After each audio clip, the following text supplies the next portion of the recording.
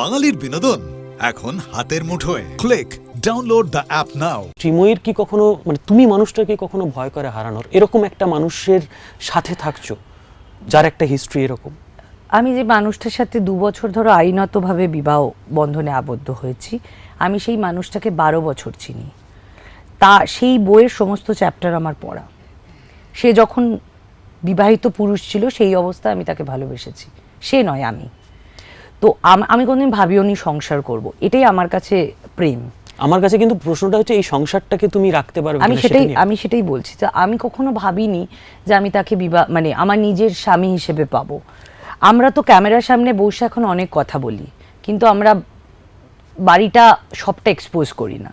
তো আমি দেখেছি সেই মানুষটাকে দোষারোপ করা খুব সোজা, কারণ আমার মনে হয়েছে মহিলা মানে একটু সিম্প্যাথি। আজ ধরো আমি বলছি, আজ যদি আমার সাথে আমার কাঞ্চন বাদ দিয়ে বলছি, ধরো আমি বিয়ে করেছি, আমি সম্পর্কটা ওয়ার্ক করলো না, আমি এসে খুব ভালো করে কেঁদে কেটে ক্যামেরার সামনে অভিনয় করে অনেক কথা বলতে পারি, ব্লেম গেম আমি দিতে পারি, কিন্তু বাকি দর্শক ওইটুকুই আমাকে দেখছে, বাকিটা জানে না কি হয়েছে। কিন্তু আমি ওর পুরো চ্যাপ্টারটা জানি কি হয়েছে।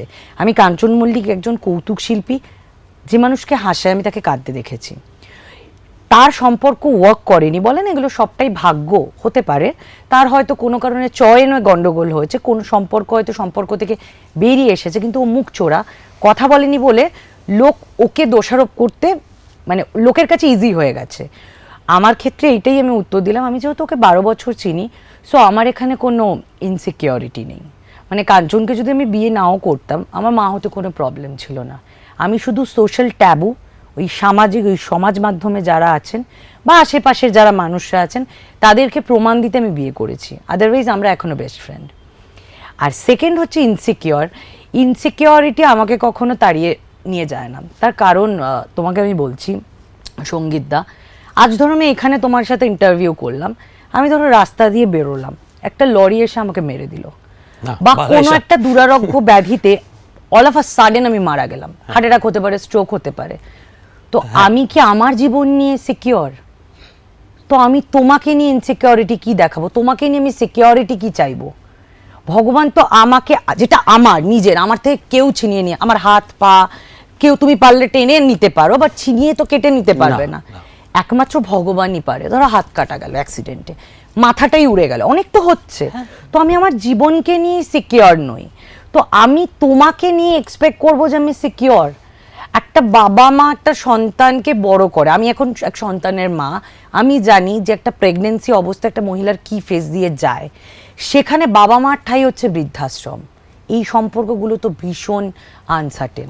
সেগুলো নিয়ে তো এত কথা হয় না, কোথাও এত কথা হয় না। আজকে হাজার হাজার মানুষ যে স্বামী স্ত্রী নিয়ে কথা হয়, প্রেমিকা নিয়ে কথা হয়, কিন্তু বাবা মাকে যে বৃদ্ধাশ্রমে যেখানে রেখে আসে, আমি ওই ওয়ার্ডটাই বলতে চাই না, তার কারণ ওই ওয়ার্ডটা খুব খুব কষ্ট দেয়। তাহলে তুমি ভাবো না যে একটা সন্তানকে বড় করছে, একটা সন্তানকে সৃষ্টি করছে তার গর্ভে, সেই বাবা মা এত শ্রম দেয়, এত পরিশ্রম করে যে সন্তান বড় হবে, বড় হয়ে আমাদের মুখ উজ্জ্বল করবে, সেখানে বাবা মা বোঝা হয়ে বৃদ্ধাশ্রমে চলে যাচ্ছে।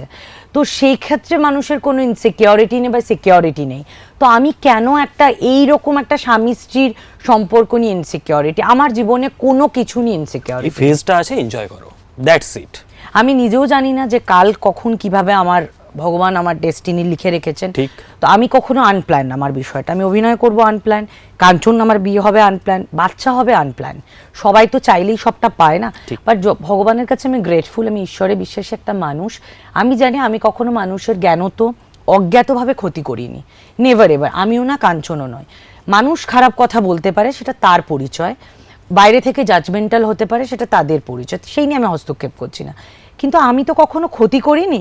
তো ভগবান আমাকে না চাইতেই আমাকে অনেক কিছু দিয়েছে, আমার একটা সাজানো পরিবার দিয়েছে, আমি যে মানুষটাকে আমার ভালো লাগতো সেই মানুষটাকে আমার জীবন পার্টনার হিসেবে, সঙ্গী হিসেবে পেয়েছো, তো একটা সুন্দর ফুটফুটে সন্তান দিয়েছে, সুস্থ সন্তান দিয়েছে। তো আমি সেটাতে ভীষণ কৃতজ্ঞ। আমার সত্যি কথা বলতে আমার কোনো ইনসিকিউরিটি নেই।